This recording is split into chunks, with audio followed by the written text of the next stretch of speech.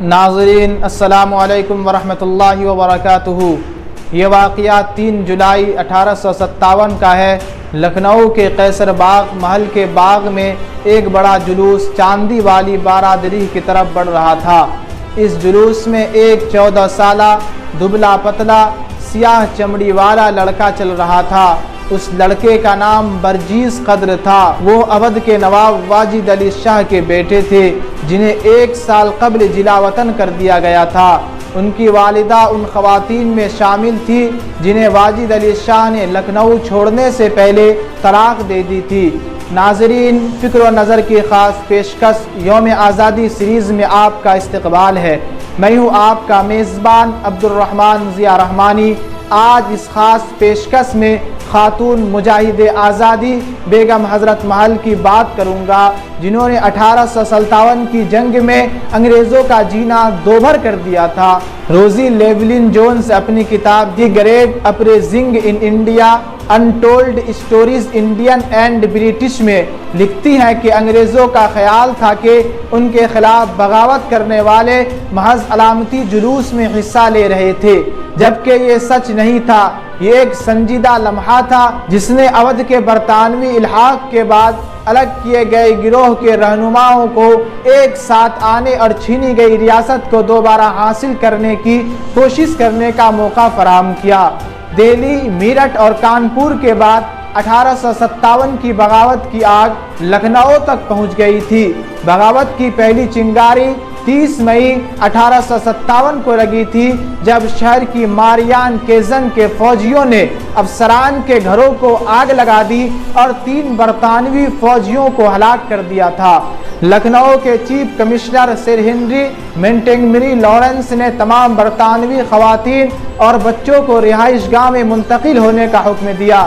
30 جون کو لارنس کو معلوم ہوا کہ تقریباً 5000 باغی فوجی شہر کی طرف بڑھ رہے ہیں۔ لارنس نے عجلت میں تقریباً 600 فوجیوں کو ان کا سامنا کرنے کے لیے اکٹھا کیا۔ لکھنؤ سے 6 میل دور چنہٹ کے مقام پر دونوں فوجوں کے درمیان جھڑپ ہوئی، جس میں انگریز سپاہیوں کو بری طرح شکست ہوئی۔ اس کے بعد باغیوں نے لکھنؤ کا مکمل محاصرہ کر لیا۔ 3 دن بعد برجیس قدر کو اودھ کے تخت پر بیٹھایا گیا۔ چونکہ وہ اس وقت بالغ نہیں تھے، اس لیے انتظامیہ کی ساری ذمہ داری ان کی والدہ بیگم حضرت محل پر آ گئی۔ مورخ روزی لیولن جونز لکھتی ہیں کہ بیگم حضرت محل کا تعلق بہت عام سے گھرانے سے تھا۔ ان کے والد امبر ایک افریقی غلام تھے، جبکہ ان کی ماں مہر افزا تھی جو امبر کی راکھیل تھی۔ وہ لکھنؤ کے پرکھانہ سنگیت اسکول میں موسیقی سیکھتی تھی، اس لیے انہیں مہک پری کہا جاتا تھا۔ انہوں نے اپنی قابلیت یا اچھی شکل یا دونوں کی وجہ سے واجد علی شاہ کی توجہ حاصل کی تھی، اور واجد علی شاہ نے متاع کے ذریعے حضرت محل کو اپنی عارضی بیوی بنایا تھا۔ 1845 میں انہوں نے واجد علی شاہ کے بیٹے کو جنم دیا، جس کی وجہ سے ان کا رتبہ بڑھ گیا اور انہیں ملکہ کا درجہ دے دیا گیا۔ لیکن 1850 میں حضرت محل کی تقدیر نے نیا موڑ لیا۔ واجد علی شاہ نے نہ صرف انہیں طلاق دی بلکہ انہیں اپنے حرم سے بھی نکال دیا۔ رودرنگ گشو مکھرجی اپنی کتاب اے بیگم اینڈ دی رانی حضرت محل اور لکشمی بائی ان 1857 میں لکھتے ہیں کہ اس کا مطلب یہ ہے کہ جب واجد علی شاہ کو انگریزوں نے لکھنؤ سے نکال کر کلکتہ بھیج دیا تھا تو ان کے ساتھ حضرت محل نہیں تھی، وہ اب بیگم نہیں رہی۔ لیکن جب ان کا بیٹا نواب اور مغل بادشاہ کا گورنر بنا تو انہیں خود بخود دوبارہ بیگم کا خطاب مل گیا۔ وہ نہ صرف باغیوں کی بلکہ عام لوگوں کی بھی رہنما بن گئی۔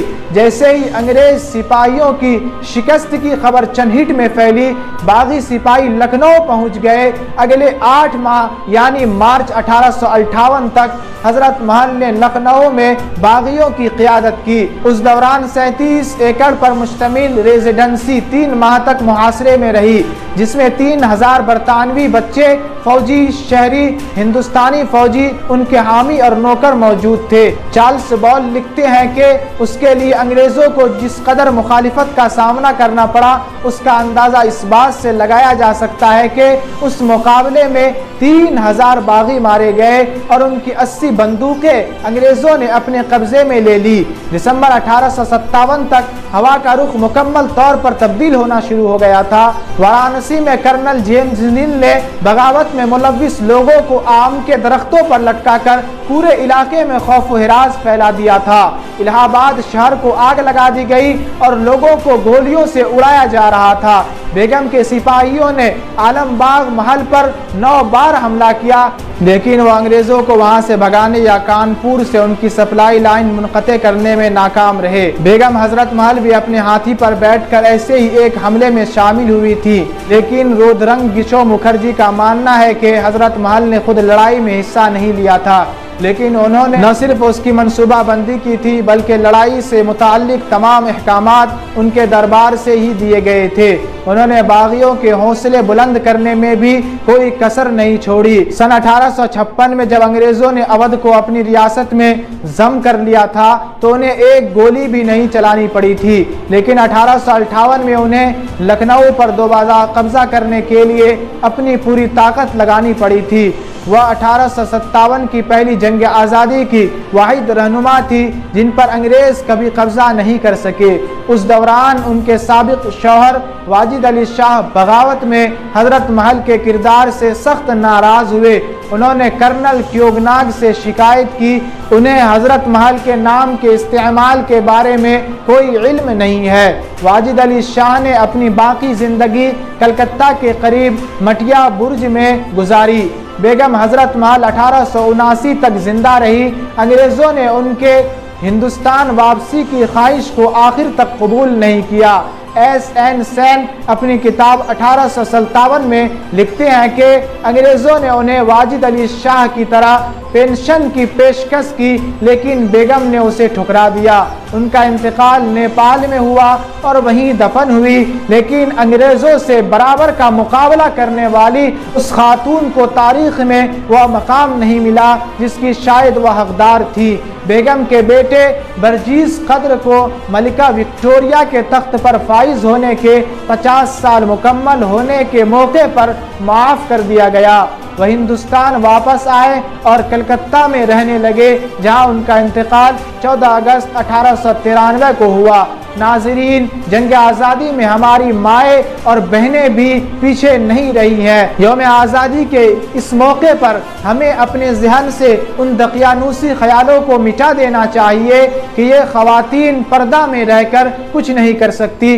شکریہ۔